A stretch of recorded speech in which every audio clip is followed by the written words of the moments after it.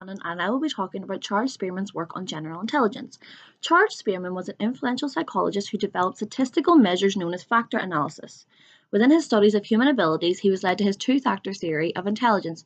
The theory believed that intelligence is a general cognitive ability that can be measured and expressed by a single number known as the IQ score.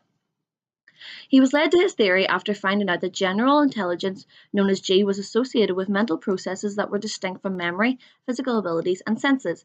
He believed that the G factor was responsible for overall performance on mental ability tests. It was noted within his research that people can and usually did excel in certain areas, and people who did were more than likely to excel in other areas as well. An example of this is someone who does well on a verbal test, they are more likely to do well on a written test. The same goes for those who struggle, as they are more likely to struggle in another area as well. IQ test measures an individual's cognitive ability whilst comparing a score to a large population.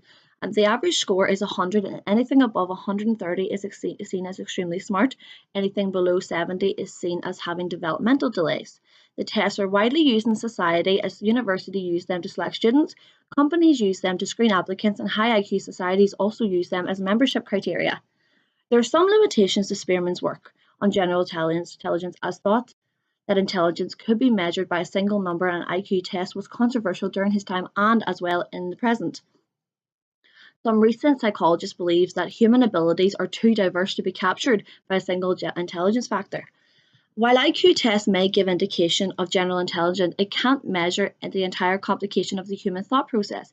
Creativity, emotional sensitivity, social understanding, and various acquired skills such as music, art, are not included in the test's measurement of intelligence, which means that the tests are not able to completely define how smart an individual is, as so many factors have been left out.